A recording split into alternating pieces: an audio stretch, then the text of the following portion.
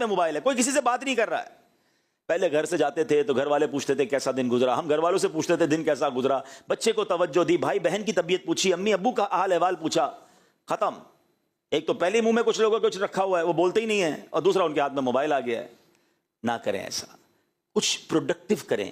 آپ کو پتہ ہے اچھا میں چلیے تو دینی بات ہو رہی ہے نا, کیونکہ شریعت میں صرف دینی باتوں کو کرنے کا نہیں کہا گیا. کوئی نہ کوئی کارآمد کام کر لیں نا, آپ کوئی کورس کر لیں, اگر آپ کے پاس ٹائم ہے, کوئی ایسی چیز دیکھیں جس سے آپ کی اسکل ڈیولپ ہوتی ہو, گناہ بھی نہ ہو, کوئی ناجائز چیز نہ ہو. کچھ لوگ زبان سیکھ لیتے ہیں, انگلش سیکھ لیتے ہیں. آپ کو پتہ ہے دنیا میں ایک فینومینا ہے.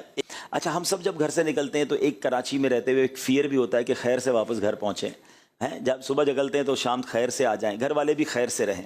اگر آپ چاہتے ہیں نا سب خیر رہے تو ایک اور حدیث پاک سنیں. میرے آقا علیہ الصلوۃ والسلام فرماتے ہیں جو ایک بار درود پاک پڑھتا ہے اس پر 10 رحمتیں نازل کی جاتی ہیں.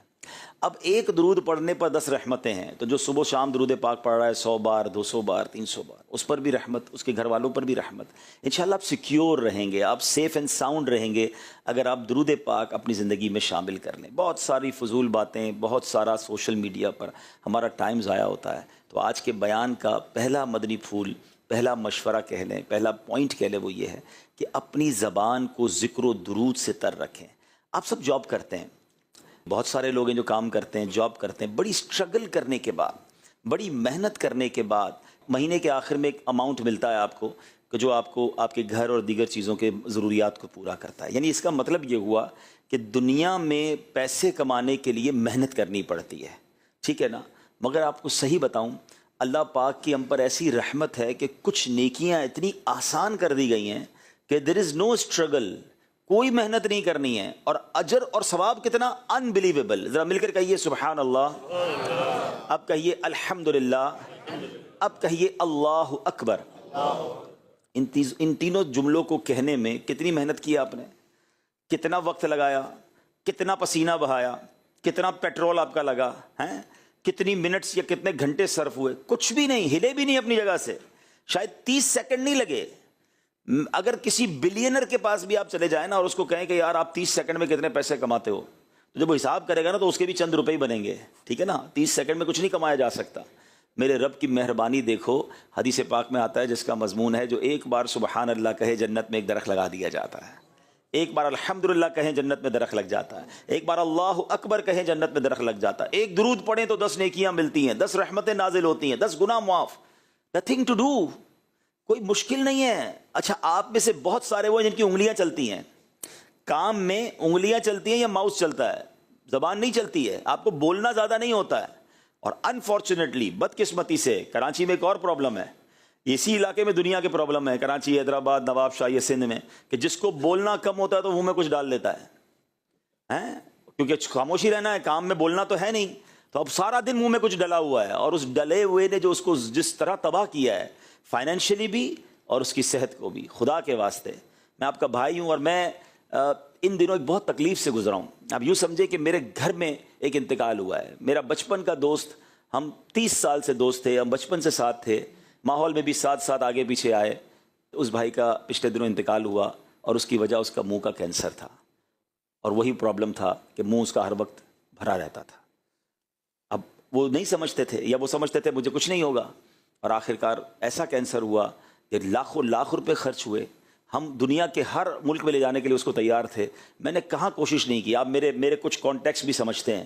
میں نے اس کی رپورٹس امریکہ بھیجی ہیں, میں نے اس کی رپورٹس دنیا کے کئی ڈاکٹرز کو بھیجی کہ آپ بتائیں میں اس کو لے کر وہاں آ جاتا ہوں اگر اس کا علاج ممکن ہے. تو ڈاکٹر نے کہا اب کچھ نہیں ہو سکتا ہے.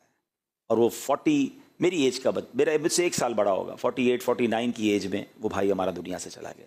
اللہ اس کی مغفرت فرمائے, اس کے درجات بلند فرمائے. میں یقین کریں اس پورے واقعے کو جس طرح کلوزلی میں نے آبزرو کیا ہے, تو میں آپ سب سے بھی گزارش کروں گا, اگر میرے کسی بھائی کی پان گٹکے کی عادت ہے, اس طرح کی چیزوں کی عادت ہے, نہ کریں. ہم سمجھتے ہیں یار مجھے کچھ نہیں ہوگا, لیکن جب ہوتا ہے نا, اب میں اس کے بچوں کو دیکھتا ہوں, اس کی فیملی کو دیکھتا ہوں, بہت کچھ ڈسٹرب ہو گیا ہے. تو پلیز اپنے لیے, اپنے بچوں کے لیے, آپ کہتے ہیں یار بس, کچھ لوگ اس کو ٹینشن مٹانے کے لیے سمجھ کے کھا رہے ہوتے ہیں. ٹینشن مٹ نہیں رہی ہے, آپ ٹینشن بڑھا رہے ہیں. آپ ایک بار ہمت کریں, ایک بار اس چیز کو چھوڑیں. اچھا پھر اس کا ایک اور جو دینی نقصان سمجھے کہ جب تک آپ کے منہ میں یہ چیزیں آپ نہ درود پڑھ پا رہے ہیں, نہ آپ اللہ کا ذکر کر پا رہے ہیں, آپ کتنے لکی ہیں. آپ یقین کریں, اب پتہ نہیں یہ بات کہنی چاہیے کہ نہیں, لیکن تحدیث نعمت کے لیے کہہ رہا ہوں, شاید کسی کو بات کلک کر جائے. ہماری زندگی میں ہمارا بہت سارا وقت بولنے میں صرف ہوتا ہے، بیان، مشورہ، واٹس ایپ، تقریباً سارا دن ہم بولتے ہی رہتے ہیں. یعنی مجھے کبھی بولنے کا موقع کب ملتا ہے نا، میں اس کو بہت غنیمت سمجھتا ہوں کہ یار اب موقع مل گیا ذکر الہی کرنے کا، اب موقع مل گیا درود شریف پڑھنے کا. مثال کے طور پہ جہاز میں ہم جب جہاز میں ہوتے ہیں بعض اوقات موبائل نہیں چلتا، اب کوئی کام نہیں ہے، موبائل ہو گیا سائڈ پہ، اب یا تو مطالعہ کر لیں یا آپ ذکر کر لیں، تسبیح نکال لیں، تو اتنے درود پاک ہو جاتے ہیں، اتنا ذکر الہی ہو جاتا ہے کہ بندہ خوش ہو جاتا ہے کہ یار لاٹری لگ گئی، یار 1 گھنٹہ کچھ پڑھنے کا موقع مل گیا. مگر آپ میں سے کئی لوگ ایسے ہیں جن کے 7-8 گھنٹے ان کو بولنا نہیں ہے، ان کو کام کرنا ہے. اگر آپ کا مائنڈ سیٹ بن جائے کہ یار جتنی دیر کام کرنا ہے اتنی دیر درود ذکر، اچھا بدل بدل کے کریں نا، ایک ہی ذکر آپ کنٹینیو شاید نہیں کر پائیں گے. تھوڑی دیر کلمہ پاک پڑھ لیا، یار 1000 بار کلمہ پاک پڑھوں گا، 1000 بار درود پاک پڑھوں گا، 1000 بار سبحان اللہ کہوں گا، 1000 بار الحمدللہ کہوں گا، 1000 بار استغفر اللہ کہوں گا. آپ یقین کریں آپ جاب سے گھر جائیں گے ادھر جنت کے محل تیار ہو گئے ہوں گے آپ کے لیے. اور یہ میرے نبی کے سچے وعدے ہیں کہ یہ ذکر الہی میں. اچھا پھر روحانیت الگ، آپ کی زبان کی تاثیر الگ، آپ کی طبیعت فریش الگ. نبی پاک علیہ الصلوۃ والسلام فرماتے ہیں جس کا مضمون ہے کہ جو مشکل اور پریشانی میں ہو، تقریباً ساری مشکل پریشانی میں ہم لوگ ہر وقت رہتے ہیں، اس کو چاہیے کہ مجھ پر کثرت سے درود پڑھے کہ درود مشکلیں اور پریشانیوں کو لے جاتا ہے. یہ فلش آؤٹ ہو جائیں گی، یہ غائب ہو جائیں گی مشکلیں اگر آپ کی زبان ذکر و درود سے تر رہے گی. تو پہلی نیت میں بھی کروں، آپ بھی کر لیں کہ کثرت سے درود پاک پڑھیں گے انشاءاللہ، ذکر الہی کریں گے انشاءاللہ. فضول باتوں میں وقت نہ گزاریں، تھوڑی زندگی ہے، پتہ نہیں کب چلے جائیں گے. تو جانے سے پہلے اتنا اکٹھا کر لو نا یار کہ ادھر بھی موج کریں. تو انشاءاللہ میں امید کرتا ہوں کہ اس پر آپ غور کریں گے اور اپنی فضول باتیں، دیگر فضول کاموں کی بجائے زبان کو ذکر الہی سے اور اس کے لیے بہترین طریقہ تسبیح ہے. آپ تسبیح ہاتھ میں رکھیں. جب آپ کے ہاتھ میں تسبیح ہوتی ہے نا، ٹھیک ہے کام کرتے ہوئے آپ تسبیح نہیں رکھ سکتے تو پھر آپ زبانی پڑھیں، لیکن جب آپ فری بیٹھے تو جیب سے تسبیح نکال لیں. اب تو ہاتھ میں تسبیح فکس ہو جاتی ہے، تو تسبیح ہاتھ میں ہوتی ہے تو آپ کی زبان آٹومیٹکلی چلنا شروع ہو جاتی ہے. ایک بار پھر درود پاک پڑھ لیں، صلو علی الحبیب صلی اللہ تعالی علی محمد صلی اللہ علیہ وسلم. اسی طرح آج جس موضوع کو میں نے آپ کے سامنے بیان کرنا ہے، آج ہم کچھ غور کرتے ہیں اب تک زندگی کیسے گزاری، اب آگے زندگی کو کیسے گزارنا ہے. ہمیں سے بہت سارے لوگ یہ سوچتے ہیں کہ کامیاب کون ہے، ہو از دا سکسیسفل. بڑی بات ہوتی ہے کہ یار مدنی چینل میں اگر جناب اس پوسٹ پہ پہنچ جائے، نہیں یار اس چینل کا ڈائریکٹر بن جائے نا تو کامیاب ہے، جس کی اتنی سیلری بن جائے وہ کامیاب، جس کے پاس اتنی گاڑیاں ہوں وہ کامیاب ہیں. نہیں جناب، جو طاقتور ہے وہ کامیاب، جو پاورفل ہے جو کامیاب ہیں، ملک کا وزیر اعظم بن جائے تو وہ کامیاب. نہیں جناب اب وزیر اعظم نہیں، اتنا فیم ہو جائے نا. الگ الگ لوگوں کی مائنڈ سیٹ ہے نا کہ اتنے فالوورز ہوں، سوشل میڈیا پر اتنے چاہنے والے ہوں، دنیا کے اتنے ملکوں کا سفر کر لیا ہو، یا فلاں ملک کا پاسپورٹ مل جائے. ہر بندے کا الگ مائنڈ سیٹ اور الگ ٹارگیٹس ہیں. ہر بندے کو آپ پوچھیں گے تم بتاؤ کامیاب کون ہے تو وہ کہے گا فلاں، وہ کہے گا وہ دوسرا کہے گا فلاں طریقے کا کامیاب. It means everybody have different mind. تو کیسے پتا چلے کہ کامیاب کون ہے؟ اور ہمیں پتہ چل جائے تو ہم اس کو فالو کر کے کامیاب ہو جاتے ہیں.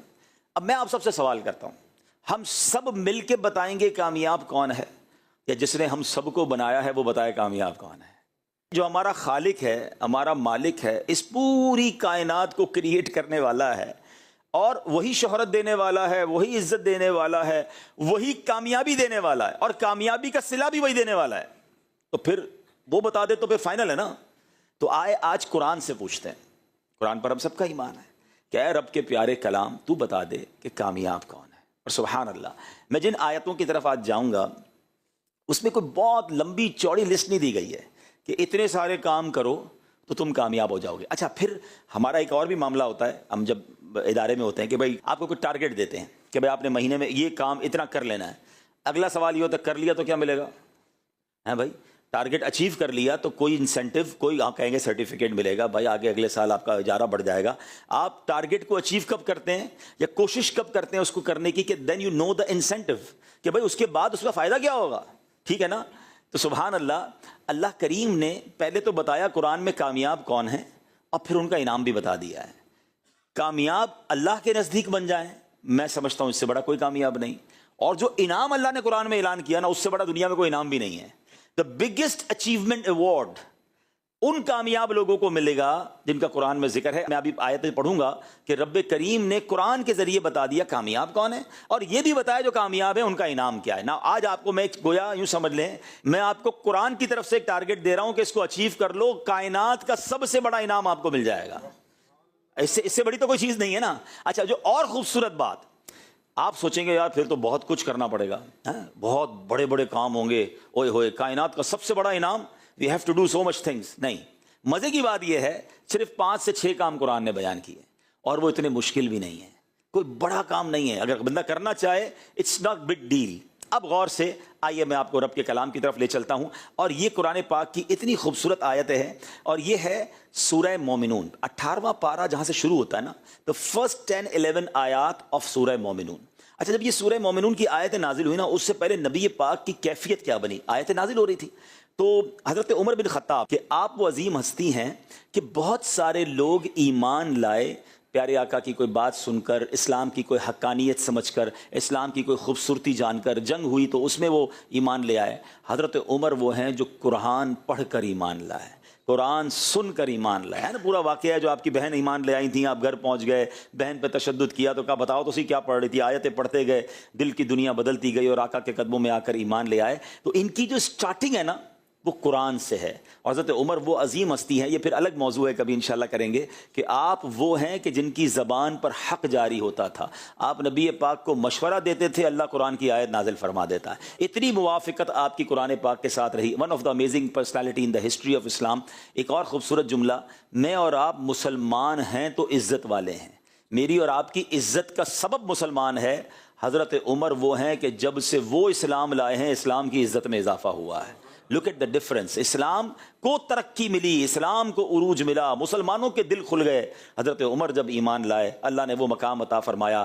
ایک ہی حدیث ان کے فضیلت پر کافی ہے کہ میرے آقا فرماتے ہیں اگر میرے بعد کوئی نبی ہوتا تو عمر ہوتا۔ اللہ حضرت عمر کے مزار پر انوار پر کروڑوں رحمتوں کی بارش نازل فرمائے۔ اور آپ کو پتا ہے ان کا مزار کہاں ہے؟ مزار کہاں ہے؟ صرف مدینے میں نہیں ہے، صرف جنت البقیع میں نہیں ہے، روضہ رسول کے اندر سنہری جالیوں کے پیچھے جہاں نبی پاک کی قبر منور، رائٹ آفٹر حضرت ابوبکر صدیق، اور اس کے ساتھ حضرت عمر فاروق جلوہ فرمائے۔ سبحان اللہ، قیامت تک جتنے مسلمان، کروڑوں اربوں مسلمان روضہ رسول پر جا کر سرکار علیہ الصلوۃ والسلام کی بارگاہ میں سلام عرض کریں گے، وہاں حضرت ابوبکر صدیق کو بھی سلام عرض کریں گے، حضرت عمر فاروق کو بھی سلام عرض کریں گے۔ اللہ ان کی قسمت کے صدقے ہمیں بھی مدینے کی زندگی اور مدینے کی باایمان موت نصیب فرمائے۔ حضرت عمر بن خطاب بھی اس حدیث کے راوی ہیں، کہتے ہیں کہ جب نبی کریم علیہ الصلوۃ والسلام پر وحی نازل ہوتی تھی نا، جب قرآن کی آیتیں اترتی تھی تو پیارے آقا کی جو کیفیت تھی نا وہ سڈنلی چینج ہو جاتی تھی۔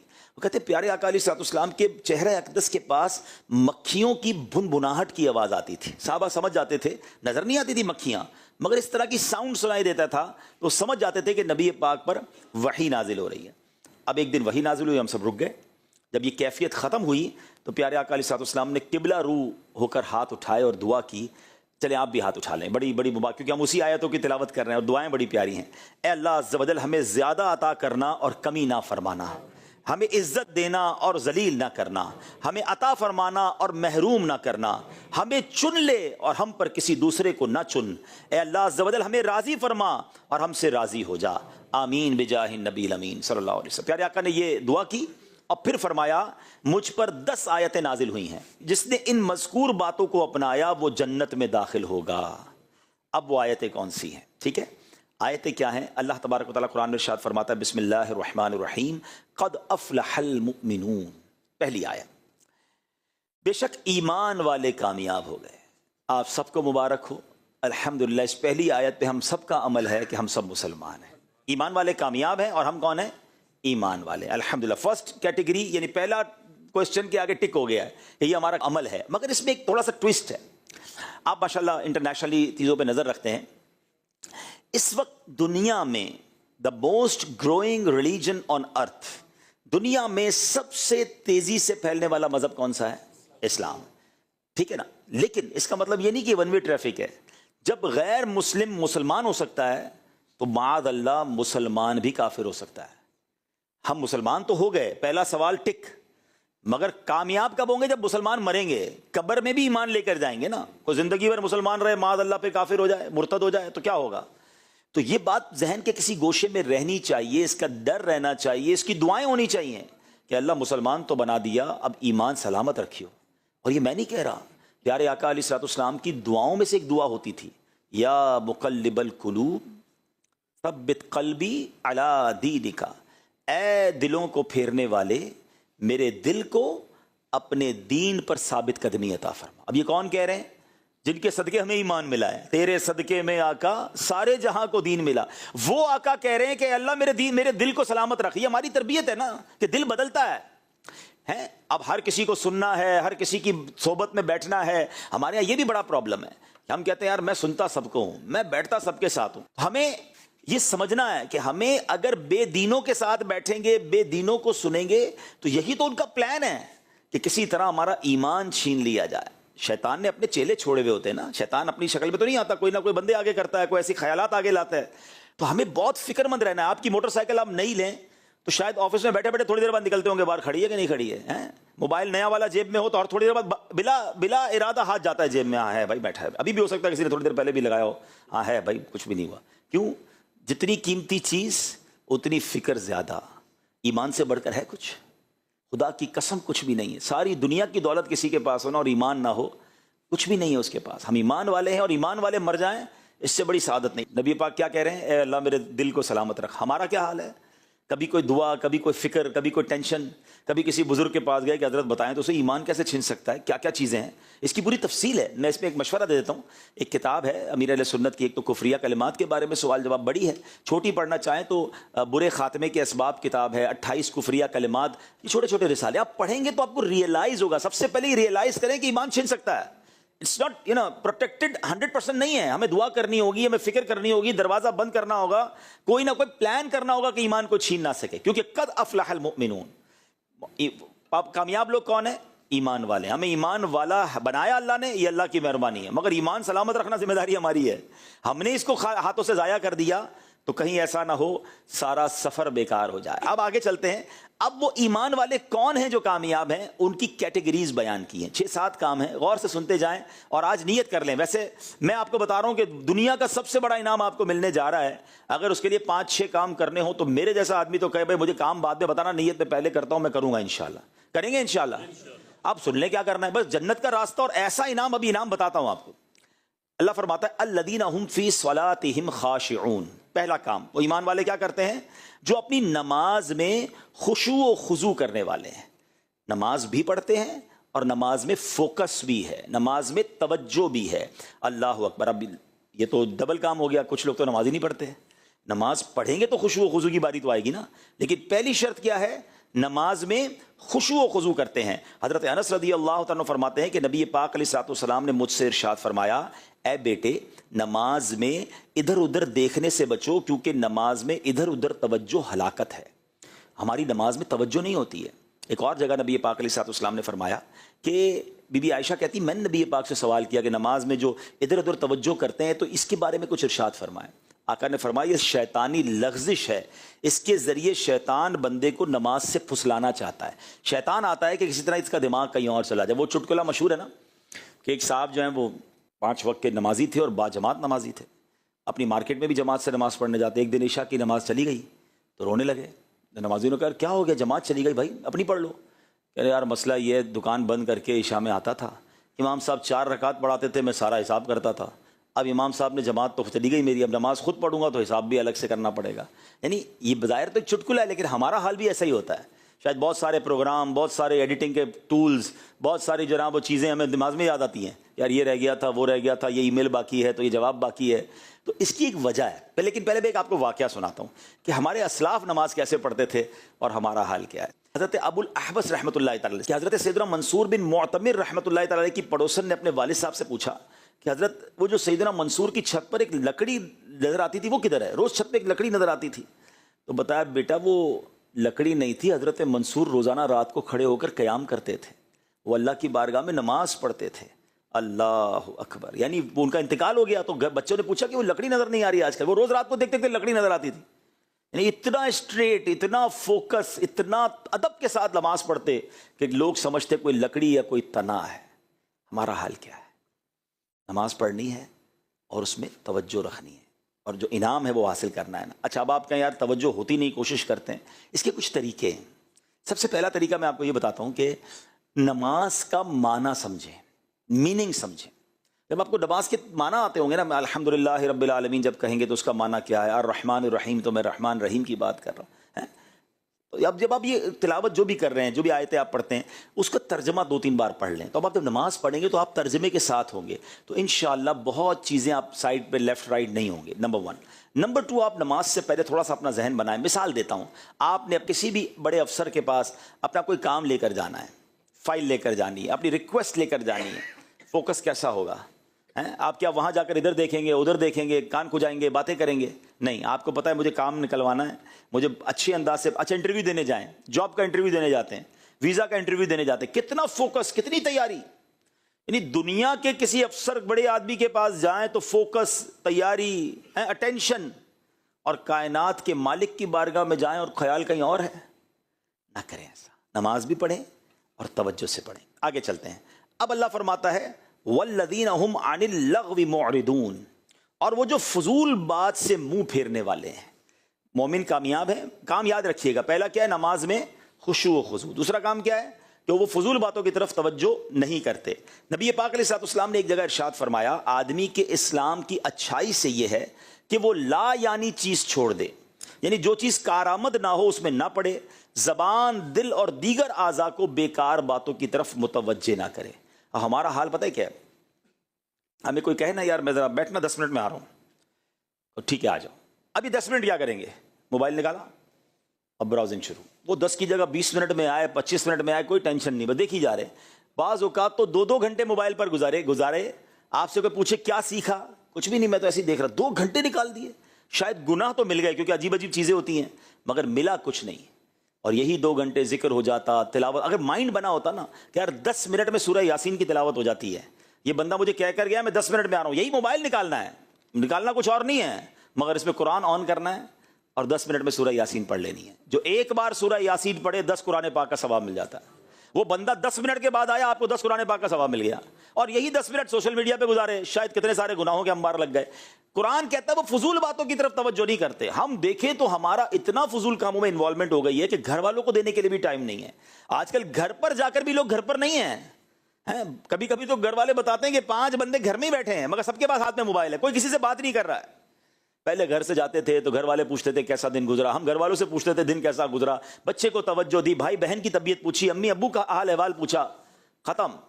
ایک تو پہلے منہ میں کچھ لوگوں کچھ رکھا ہوا ہے، وہ بولتے ہی نہیں ہیں، اور دوسرا ان کے ہاتھ میں موبائل آ گیا ہے. نہ کریں ایسا، کچھ پروڈکٹیو کریں. آپ کو پتہ ہے ایک اچھا میں چلیے تو دینی بات ہو رہی ہے نا، کیونکہ شریعت میں صرف دینی باتوں کو کرنے کا نہیں کہا گیا. کوئی نہ کوئی کارآمد کام کر لینا، آپ کوئی کورس کر لیں اگر آپ کے پاس ٹائم ہے، کوئی ایسی چیز دیکھیں جس سے آپ کی اسکل ڈیولپ ہوتی ہو، گناہ بھی نہ ہو، کوئی ناجائز چیز نہ ہو. کچھ لوگ زبان سیکھ لیتے ہیں، انگلش سیکھ لیتے ہیں. آپ کو پتہ ہے دنیا میں ایک فینومینا ہے، ایک تحقیق ہے، یونیورسٹی آن ویل، یعنی پہیے کے اوپر یونیورسٹی. وہ کیا ہے؟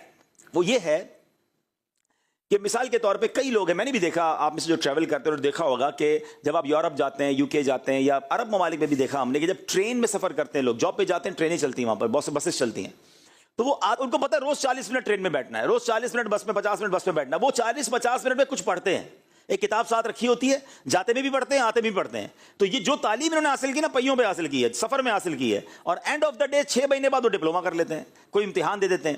مجھے اچھی طرح یاد ہے، ملک یاد نہیں آ رہا، یورپ کا ہی کوئی ملک تھا، تو ہمارے اسلام بھائی کہتے ہیں کہ میں روز 6 بجے ٹرین میں جاتا ہوں آفس پر اور واپس آتا ہوں. تو میں نے روز 6 بجے، یعنی جو 6 یا 7 جو بھی ٹرین کا ٹائم ہے، میں نے مدرسۃ المدینہ on line, Faizan on line والوں سے کلاس بک کر لی ہے.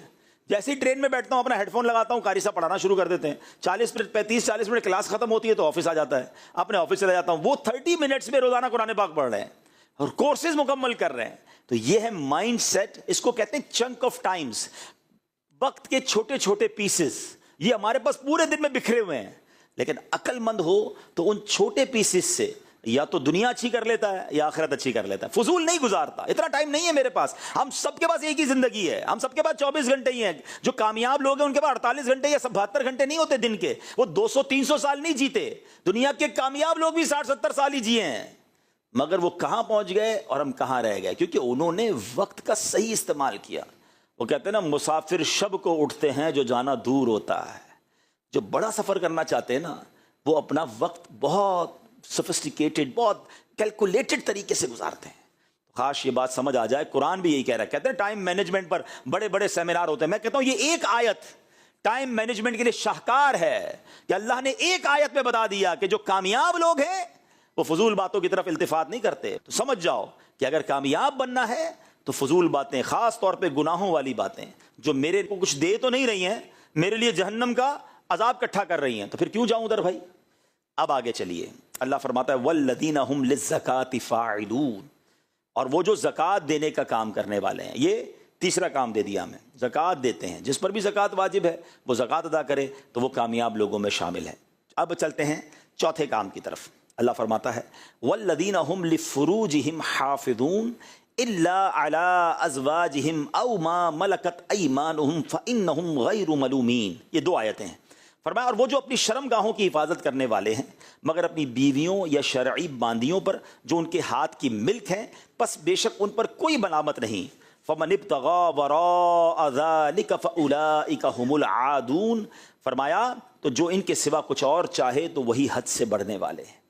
یعنی ہم انسان ہیں، ہمارے جسم کے تقاضے ہیں، ہماری کچھ انسان کی پرسنل خواہشات ہیں، لیکن شریعت نے اس کا جائز طریقہ بیان کیا کہ وہ شادی کر کے اپنی ازواج کے ساتھ اپنی اس ضرورت کو پورا کرتے ہیں، اس کے علاوہ کچھ اور غلط نہیں کرتے.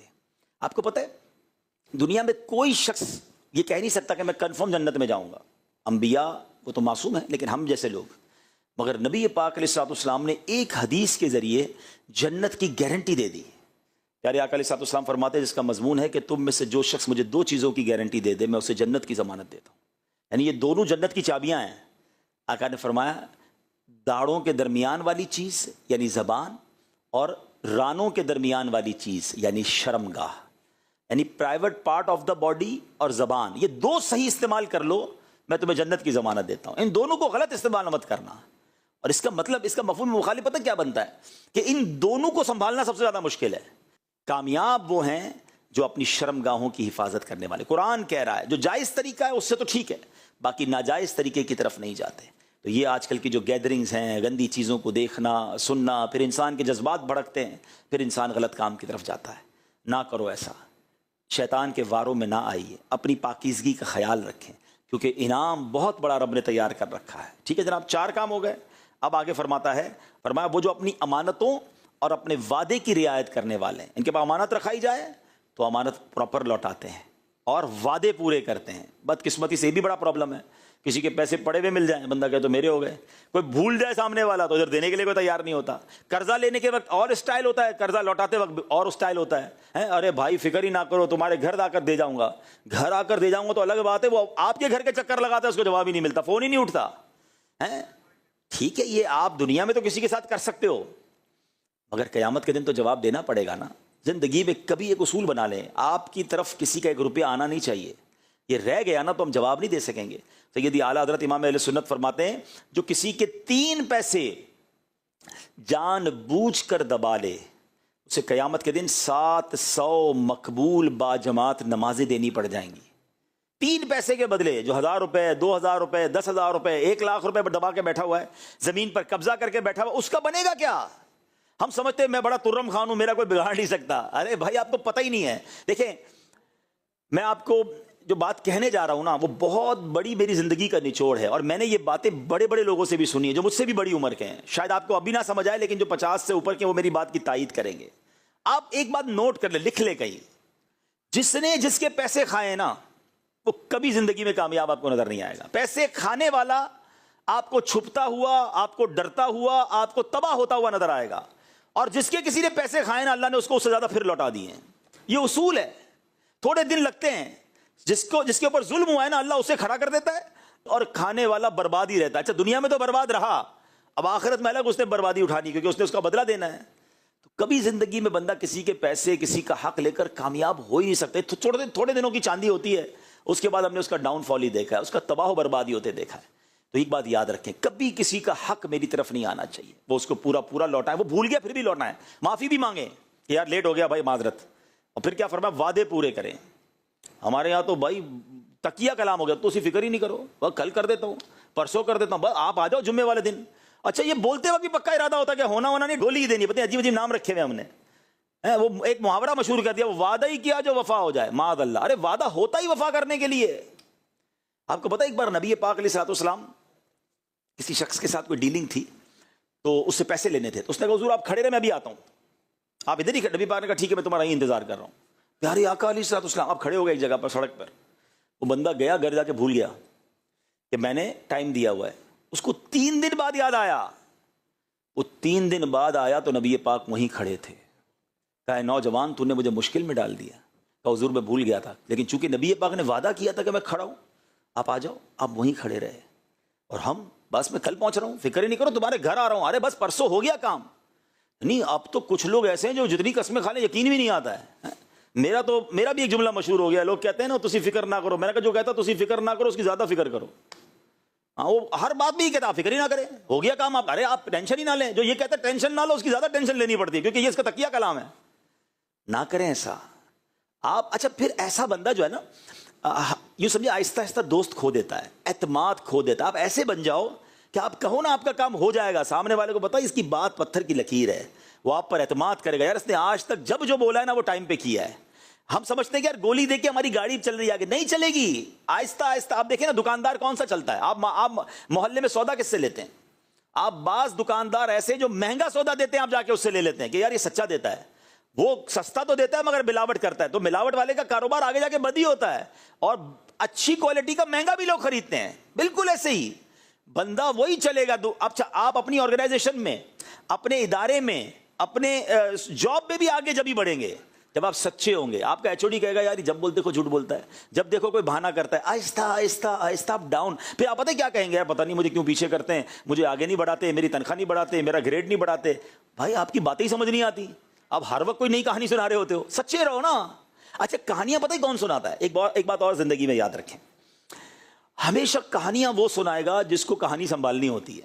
جھوٹے کو کہانی سنبھالنی ہوتی ہے نا. مثال کے طور پہ آپ سے کسی نے پوچھ لیا بھائی آپ 2 دن کیوں نہیں آئے, وہ دادی کا انتقال ہو گیا تھا. اب آپ کو ساری زندگی یاد رکھنا ہے کہ میں نے اپنے چینل میں دادی مار دی ہے. اب 2-3 مہینے بعد آپ نے کہا دادی بیمار تھی, تو ایچ او ڈی کہا 3 مہینے پہلے تو انتقال ہوا تھا, بیمار کیسے ہو گئی؟ تو پریشان. جو جھوٹا ہوگا نا وہ ہمیشہ پریشان رہے گا. اچھا کسی نے پوچھا کہاں رہتے ہو, اچھا ذرا بھرم بھی مارنا تھا, اب لیاری بولوں گا تو نہیں میں تو جمشید روڈ پہ رہتا ہوں یا میں بہادر آباد رہتا ہوں. اب ساری زندگی اس دوست کے ساتھ یاد رکھنا ہے میں لیاری میں نہیں رہتا, اس کے سامنے بہادر آباد رہ رہا ہوں. اس کو سچے کو ٹینشن ہی کوئی نہیں ہے. اس کو نیند سے اٹھا کے پوچھو کہاں رہتے ہو, جہاں رہتا ہے وہ بتا دے گا کہاں رہتا ہوں. کیا کرتے ہو, تو یہ کرتا ہوں. جھوٹا آدمی مضطرب رہے گا, پریشان رہے گا, فائلیں سنبھالتا ہوا نہ رہے. جس کے پاس بہت ساری فائلیں ہوں, چھپا چھپا کے چل رہا ہو, وہ ایسا ہی ہوتا ہے جھوٹا, کیونکہ کسی کو کوئی کہانی سنائی ہوئی ہوتی ہے, کسی کو کوئی. اچھا ہم سمجھتے ہیں سامنے والا ہماری باتوں میں آ گیا, سب کو سمجھ آ رہا ہوتا ہے یار یہ گھما رہا ہے, یہ پھرا رہا ہے, چلا ہمیں بھی چلا رہے ہوتے ہیں لوگ. مگر ایک وقت آتا ہے جب ہماری جگہ کوئی صحیح آدمی ملتا ہے نا تو ہمیں ٹرمینیٹ کر دیا جاتا ہے کہ جھوٹے کی جگہ نہیں بنتی ہے. یاد رکھو سچے رہیں, سیدھے رہیں, امانت دار رہیں, وعدے پورے نہیں کر سکتے منع کر دیں. آپ کو پتہ ہے دنیا میں کورس کروایا جا رہا ہے آج کل, ہاؤ ٹو سے نو, نہیں کہنے کا طریقہ. نہ کہہ دیں یار, نہ کہیں کہ ہو جائے گا. آپ کسی کو آسرے پہ رکھے ہوئے ہیں اور کرنا بھی نہیں ہے, پیار محبت سے سمجھا دیں معذرت خواہ حضور میں نہیں کر سکوں گا, اللہ آپ کا کام آسان کر دے مگر میں آپ کی مدد نہیں کر سکتا. مدد نہیں کر سکتے منع کر دیں. وہ کسی اور کے پاس تو جائے نا, آپ نے فکر ہی نہ کرو اگلے ہفتے آ جاؤ. وہ بیچارہ قرضے میں ڈوبا جا رہا ہے اور آپ سے امید لگائے بیٹھا ہے, آپ نے دینا نہیں ہے مگر گھمانا ہے اس کو. کام نہیں کر سکتے منع کر دیں, کوئی اور چیز منع کر دیں, آسرے میں نہ رکھیں, گولی نہ دیں کسی کو, بات کو آگے نہ بڑھائیں, اور بالکل اسی طرح وعدے پورے کریں. اب آگے چلتے ہیں, 5 کام ہو گئے, زیادہ کام نہیں ہوئے نا. اب آگے چلیں. اللہ فرماتا ہے پھر والذین هم علی صلاتهم یحافظون. پہلی آیت کیا تھی؟ قرآن, وہ نماز پڑھتے ہیں خشوع و خضوع کے ساتھ. اب اس کا آخری کام کیا بتایا؟ وہ جو اپنی نمازوں کی حفاظت کرتے ہیں, قضا نہیں کرتے, ٹائم پہ نماز پڑھتے ہیں. یعنی نماز کی اہمیت کتنی ہے کہ کامیاب لوگوں کی پہلی کیٹیگری بھی نماز, آخری کیٹیگری بھی نماز. ٹھیک ہے جناب, اب آئیے انعام کی باری آگے. دیٹس اٹ, یہی کام تھے, بہت بڑی لسٹ نہیں ہے, میں ریپیٹ کر دیتا ہوں, سب مل کے ریپیٹ کرتے ہیں. پہلا کیا تھا؟ نماز میں خشوع و خضوع. دوسرا کیا تھا؟ فضول باتوں سے بچنے کا ہے. ٹھیک ہے. تیسرا کیا تھا؟ زکوٰۃ ادا کرنی ہے. چوتھا کیا ہے؟ شرمگاہ کی حفاظت کرنی ہے. پانچواں کیا ہے؟ وعدے اور امانتیں پوری کرنی ہے. چھٹا کیا ہے؟ نماز کی حفاظت کرنی ہے. That's it. There is no big list. کوئی مجاہدات نہیں ہے کہ 2 سال کے لیے گھر چھوڑ دو. اب آؤ میں بتاتا ہوں انعام کیا ہے, انسینٹو کیا ہے. اللہ فرماتا ہے اولئک هم الوارثون. فرمایا یہی لوگ وارث ہیں. اچھا کس پراپرٹی کے؟ بھائی کان کھڑے ہو گئے نا یار, ہم وارث بن گئے. پراپرٹی کون سی ہے جس کے وارث ہیں؟ اللہ اکبر. سنو وارث پتہ ہے کیا کس چیز کے ہیں؟ فرمایا الذین یرثون الفردوس. ہائے ہائے ہائے. فرمایا کہ یہ فردوس کی میراث پائیں گے.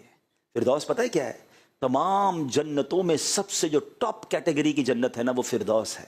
نبی پاک فرماتے ہیں جب بھی رب سے دعا مانگا کرو جنت الفردوس کی دعا مانگا کرو. قبولیت کا وقت ہوگا تمہارے لیے جنت الفردوس لکھ دی جائے گی. اچھا اب ایک اور سوال ذہن میں آتا ہے, چلو یار فردوس کی میراث ملے گی مگر کتنے دن؟ بزنس کلاس میں کوئی سفر کرتا ہے, کوئی VIP لاؤنج میں چلا جاتا ہے, تھوڑی دیر کے لیے نا. فردوس تو سب سے ٹاپ جنت ہے, کتنے دن؟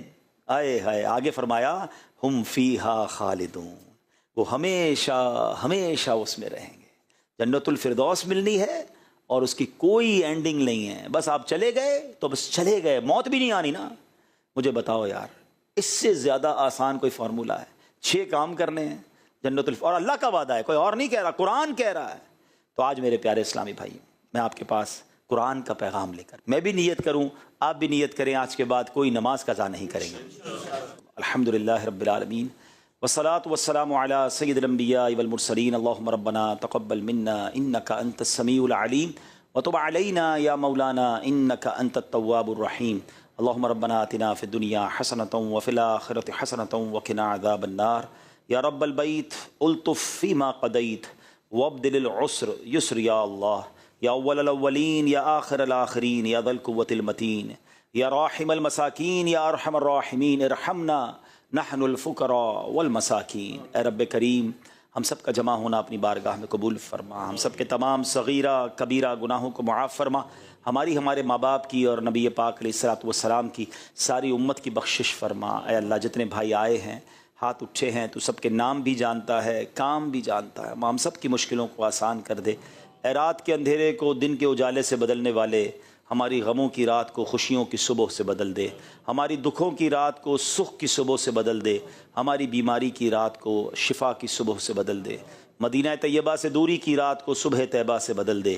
اے کریم ہمیں 5 وقت کا نمازی بنا دے, نمازوں میں خشوع و خضوع بھی عطا فرما, فضول باتوں سے ہم سب کو محفوظ فرما, اپنی شرمگاہ اور اپنی زبان کی حفاظت کرنے کی توفیق عطا فرما, ہمیں وعدوں کا پابند بنا دے, ہمیں امین بنا دے. اے اللہ جنت الفردوس کے جن وارثوں کا ذکر تو نے سورہ مومنون میں فرمایا, کریم مولا ہمیں ان میں شامل فرما دے, بلا حساب جنت میں داخلہ ہم سب کا مقدر فرما.